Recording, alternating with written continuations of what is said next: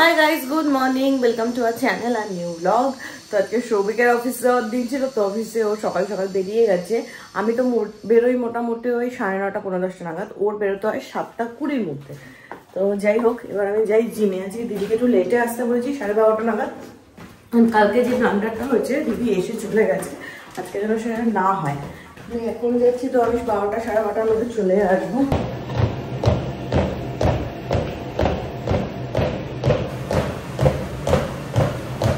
12:10 বাড়ি ঢুকলাম। দিদিকে তো আমি 12:30টায় আসতে বলেছি, আর ঢুকেই আমি এত তাড়াতাড়ি করে অমলেট বানাতে চাই গেলাম, আর পুরো অমলেট ঘেটে গেছে। আর একটা চিজের স্লাইস ছিল, দিয়েছি, ওটা একদম যাতা অবস্থা, ছড়িয়ে ছিটিয়ে। আজকে ডিম পাউডার একদম পোস্টমর্টম হয়ে গেছে। 1টা বাজে, এইমাত্র শান্তনুদা ফোন করে বললো একটা মিটিং আছে। তো ভেবেছিলাম স্নানে চলে যাবো, কিন্তু মিটিং ফিটিং করে তারপর স্নানে যাবো। মিটিং শেষ হলো, স্নান টান করে এলাম, পুজো টুজো দেওয়া হয়ে গেছে। আর আজকে দিদি শুধু দুপুরের জন্য রান্না করেছে, আমার জন্য একটু আলু ভেজে দিয়েছে। আর এখানে ওই ছানাটা যেটা কালকে আনা হয়েছে, ওই ছানার তরকারিটা করেছে। তো ছানার তরকারি আর এটা দিয়ে খাবো। আজকে বেশি কিছু রান্না করাইনি, কারণ হচ্ছে দুপুরে রাত্রিবেলা তো ওখানে নিমন্ত্রণ, মার বাড়িতে খাবো। জাস্ট আমার মতো করেছি, বাট ছানাও যা আছে সারাটা পোটে করে ফেলেছি। সো কালকে যদি আমি অফিস যাই আমি নিয়ে যাবো, তো সৌভিক যদি যাই সৌভিক নিয়ে যাবে। তো এবার আমি তারক মেহতা দেখতে দেখতে ঘরে খাবো, কারণ সৌভিক না থাকলে আমি ঘরে বসেই খাই। তো এখানে তারক মেহতা চালিয়ে দিয়েছি, তো ঘরে গিয়ে খেলাম। এই গোটা সপ্তাহটা কেমন একটা ভাবে কাটছে, যেদিন আমি থাকছি সৌভিক থাকছে না, সৌভিক থাকলে আমি থাকছি না, তাহলে এই আমরা দুজনে একসাথে লাঞ্চ করা আর হচ্ছে না, রাত্রে একবারে ডিনার করি। তো যাই হোক, একা একা খেতে আমার বেশ ভালোও লাগে। কালকে থেকে সেই ভেবে ভেবে এখন গিয়ে শান্তনুদা আর মার গিফটটা অর্ডার করলাম, সেটাও আমি ভুলে গেছিলাম অর্ডার করতে। তারপরে হঠাৎ করে মনে পড়াতে অর্ডার করেছি। ব্লিঙ্কিটা আমার কার্টেই অ্যাড করা ছিল। তো ওই অর্ডারটা এলে আমি একটু বেরোবো। আমাদের 1 মার্চ আগের বছর, তোমরা হয়তো যারা যারা আগের বছর আমাদের ব্লগ দেখেছো তারা দেখবে যে আগের বছর এই টাইমে আমি, শান্তনুদা আর অনির্বাণ মিলে জোম্যাল্যান্ডে গেছিলাম। তো অনির্বাণ বুক করেছিল টিকিট, তখন সৌভিক ছিল না।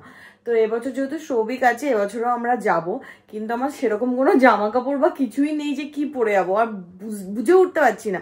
তো আমি ভাবছি একবার গিয়ে আমি জুডিও আর প্যান্টালুন্সটা একটু দেখে আসবো, যদি ওখানে কোনো জামা কাপড় হয়। তো আগে যাব জুডিওতে, ওখানে জামা কাপড় পছন্দ হলে তো ওখান থেকেই নিয়ে নেবো, প্যান্টালুন্স যাবো না। তো এই মা আর শান্তনুদার গিফটটা এলে তারপর বেরোবো। এখানে মা আর শান্তনুদার গিফটটা চলে এসেছে।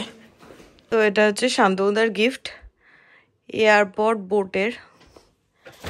আর এখানে এটা হচ্ছে বাবা আর মার, আমারটার মতো সেম। এটা এখন আর আমি খুলে দেখাচ্ছি না, এটা সৌভিক এলে তারপর যখন ওখানে গিফটটা দেবো তখন আমি খুলে দেখাবো, কারণ মাকে বলে দিতে হবে যে কিভাবে কি করতে হবে। তো তখনই একেবারে তোমাদের সাথে শেয়ার করবো। প্রথমে ভেবেছিলাম সৌভিকের সাথেই যাবো, কিন্তু সৌভিকের আস্তে আস্তে 7টা 7:30 বাজবে। তো তারপরে ও বাড়িতে কখন যাবো আর জুডিওতে কখন যাবো, আর কালকে আমার অফিস আছে। আর যেহেতু শনিবার, শুক্রবার শান্তনুদারও জন্মদিন আছে, এই সপ্তাহটা একদমই সময় হবে না আমার যাওয়ার। তো যেহেতু এই টাইমটা আমি ফাঁকা পেয়েছি, আমি এখনই চলে যাই। আর যেহেতু উইকডে, আই হোপ এই টাইমটা একটু ফাঁকাও থাকবে, তো শান্তি মতো দেখে নেওয়া যাবে। স্টুডিও পৌঁছে গেছি, দেখা যাক পছন্দ হয় কিনা।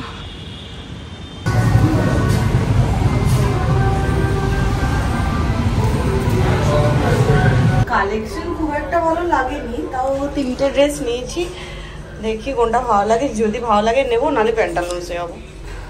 ফার্স্ট হচ্ছে এটা, যেটা আমি নিয়েছি, পরার পর খুব একটা খারাপ লাগছে না, ঠিকঠাকই লাগছে। নেক্সট হচ্ছে এটা ব্ল্যাক, বাট এটাও ভালো, বাট যেহেতু দুপুরের দিকে প্রোগ্রাম না, ব্ল্যাকটা পরে যাবো কিনা ভাবছি, বাট এটাও বেশ ভালোই লাগছে। আর লাস্ট হচ্ছে এটা, যেটা আমি এনেছিলাম কালারটার জন্য, বাট পরে পরাটা ভালো লাগছে না। জোম্যাল্যান্ডের ড্রেস সর্টেড। আর যে 3টে জিনিস কিনেছি আমি দেখাচ্ছি, ভীষণ কিউট লেগেছে। এখন তো জুডিওতে জুয়েলারি আইটেমও চালু করেছে। তো আমার এই ব্যাঙ্গেলসটা খুব ভালো লেগেছে, ডিজাইনটা, তো এটা নিয়েছি। আর আমার মনে হচ্ছে আমার হাতে হয়ে যাবে। আর এইখানে একটা ছোট ইয়ারিংয়ে, একদম কুটি কুটি ইয়ারিং আছে, তো একটা ইয়ারিংয়ের সেট নিয়েছি, বেশ সুন্দর। এটা পড়েছে আমার 99, এটা ব্যাঙ্গেলসটা পড়েছে আমার 149। আর একটা জিনিস যেটা হঠাৎ করে আমার ভালো লেগে গেছে, কি রিং, এই যে মানে আমার ইভিলাই টাইপের যে কোনো জিনিসই ভালো লাগে, ইভিলাই থাকলে। তো ব্যাপারটাও বেশ আমার সুন্দর লেগেছে। আর এটা পড়েছে আমার 99। তো যেহেতু অনেকটা টাইম আছে, সৌভিকের আসতে 1-1.5 ঘন্টা বাকি আছে, তো আমি একটু রেস্ট নিয়ে নেবো। ও এলে তারপরে মিয়ামতে কেক নিয়ে ও বাড়ি যাবো। আগের দিন ঢুকেছে 7টায়, আজকে 5:45টায় ঢুকে গেছে। কারণ হচ্ছে কোথা থেকে, ওর পাশের বাড়ি থেকে একজন ছেলে যে ক্যাপজেমিনিতে জব করে তাকে খুঁজে পেয়েছে, তার সাথে এসেছে। কটায় ঢুকেছিস তুই অফিসে আজকে? 9টা? 8টায় ঢুকে গেছিস? খেয়েছে। 6:40 বাজে, আমি এদিকে রেডি হয়ে গেছি, এদিকে ওঠার কোনো ইয়েই নেই। নিজেই বললো চল বেরোই, চল বেরোই। আগে মিয়ামতে কেক নিতে হবে, মনে আছে তো? সব মনে আছে। ওই কেকটা কালকে, এই কেকটাই তো বলে গেছিলাম। হ্যাঁ এটাও আছে, এটাও নিতে পারিস। এই না স্ট্রবেরি বলে গেছি। এটা নলেন গুড়।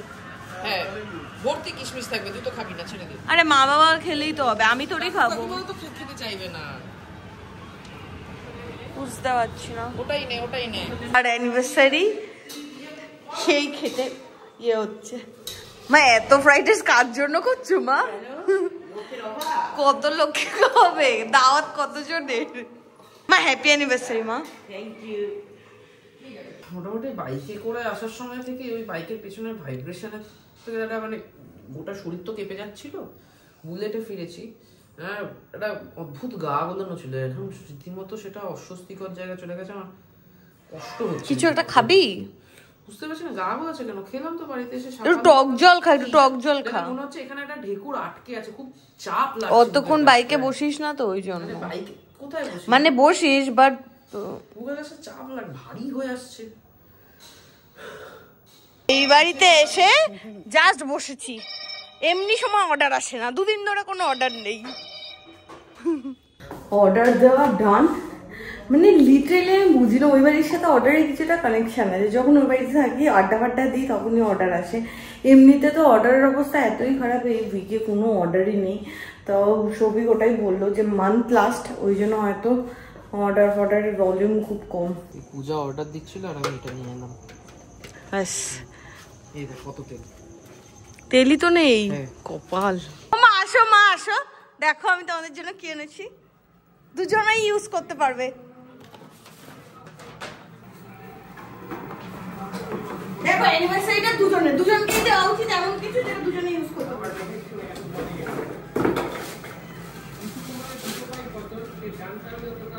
এটা মাসাজার। এটা মাসাজার মা, তুমি বাবাকে মাসাজ করে দেবে। পিজামা ব্যথা করছে কেন?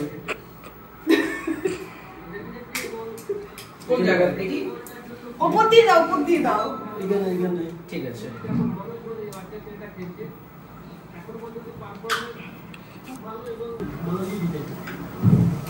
এই যে বলে দেবো আমি, এটা দুটো হেড।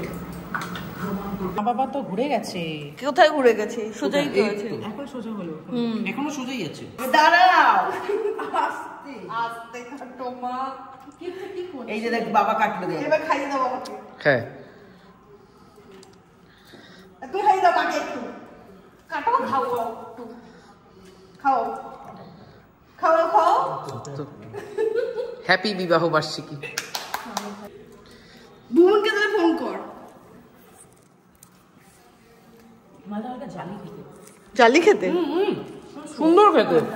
এটা শক্ত। সেটা এখন ফ্রোজেন হয়ে, এটাকে তুমি এরকম ডিস করে খাচ্ছ কেন? আরে শক্ত বলে কাটতে গেলে ওরকম হয়ে যাচ্ছে। কাটি দিচ্ছে ভাই তো। এই যে এই যে এটা সৌভিক, এটা বাবার, এটা আমার, এটা তো। আজকে রাতের মেনু হচ্ছে ফ্রাইড রাইস, এখানে মাটন কষা, চিকেনও আছে। ওহো গো বাস। কেমন হয়েছে বল? তোমার চিকেন আনতেছে। চলো দিয়ে যাই তাহলে। স্যালাড তো আমরাও নিয়ে নিতে পারি। না তুমি তোমারটা নিয়ে, হ্যাঁ তোমারটা নিয়ে তুমি। যতদূর মনে হয় তোমার অ্যানিভার্সারি, তোমার কাউকে বসিয়ে আমাদের খাওয়ানোর উচিত। ও বাড়িতে যখন খাই তখন তো সৌভিক বসে থাকে, মানে ও বসে থাকে, আমার হয়ে যায়। আমি এখন বুঝলাম যে বেসিক্যালি আমিও স্লোই খাই, সবার হয়ে গেছে, আমি বসে আছি। 9:40 বাজে, 10:40 বাজে, 9টা না। কালকে আমার অফিস আছে, তোর নেই, তুই চল। বাজাতে চল না, তুই বাড়ি চল। খেয়ে গেছি, অথচ টিফিন বক্সে করে নিয়েও যাচ্ছি। 11টা বেজে গেছে ঢুকতে ঢুকতে, 11টা 5 হয়েছে। কালকে তো সৌভিকের অফিস নেই, তো ওই জন্য এতটা টাইম আড্ডা ফাড্ডা দিয়ে এলো। এবার কালকে আমার অফিস আছে, তো আমি কালকে অফিসের জামা কাপড়গুলো গুছিয়ে তারপর শুতে যাবো। 2-3 দিন অফিস যায়, গিয়ে এসে একদম চিটপটাং হয়ে যায়। আমার আজকে শরীরটা সন্ধ্যা থেকে খারাপ লাগছিল না, ওই জন্য। তো যাই হোক, এবার আমিও শুয়ে পড়বো, কারণ কালকে আমাকে তাড়াতাড়ি উঠে বেরোতে হবে। তো আজকে একটা জিনিস আমি বলতে চাই সবাইকে, এই মুহূর্তে আমার ফিল্ডে স্কিলড রিসোর্সেস এর ভীষণ অভাব। আমার সাথে রিসেন্টলি 2-3 জনের কথা হয়েছে এবং তারাও একই সেম লাইনে রয়েছে, বাট সামহাউ আমি তাদের প্রত্যেককেই আমার সাথে কাজ করার জন্য রিজেক্ট করেছি। তারপর দুটো জিনিসের অভাব। এক হচ্ছে যে মাইন্ডসেটটা, রাইট সেট অফ মাইন্ড দরকার, যে হ্যাঁ একটা চলো নতুন কিছু আসুক বা চ্যালেঞ্জিং সিচুয়েশন। প্রত্যেক মানুষের থাকে যে সবাই তো সবকিছু জানতে পারে না, তো এরকম কখনো আননোন কিছু যদি চ্যালেঞ্জিং সিচুয়েশন আসে, সেইখানে কি করব, সেইখানে যে মাইন্ডসেট একটা পজিটিভ মাইন্ডসেট, সেটার অভাব। 2 যেটার অভাব সেটা হচ্ছে যে সাবজেক্ট ম্যাটারটা তার কোর, সেটার প্রতি ডেডিকেশনের খুব অভাব। ঠিক আছে, এই একটা জিনিস আমাকে গত 2-3 দিন ধরে খুব ভাবাচ্ছে।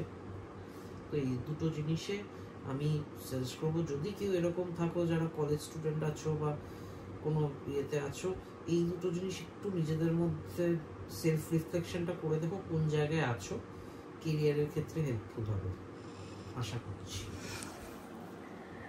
তো আজকের মতো শেষ ব্লগটা, দেখা হবে কালকে তোমাদের সাথে নতুন ব্লগে। Till then tata, good night.